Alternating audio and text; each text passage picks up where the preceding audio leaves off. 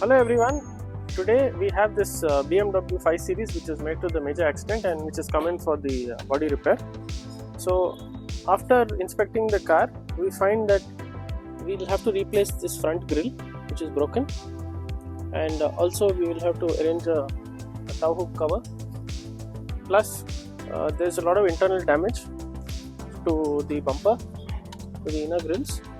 So this we are going to be doing a plastic welding and get it fitted, and we are also going to be replacing the headlight assembly, and there's going to be a painting done of the bonnet, the fender, and we'll also have to replace the glass. So stay with me as we get this car ready. Later. So we have done the plastic welding of the same bumper. This grille has been replaced.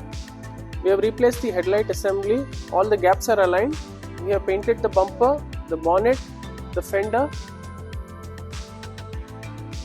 So now we are going to also replace the front glass. And here we have the original BMW front windshield.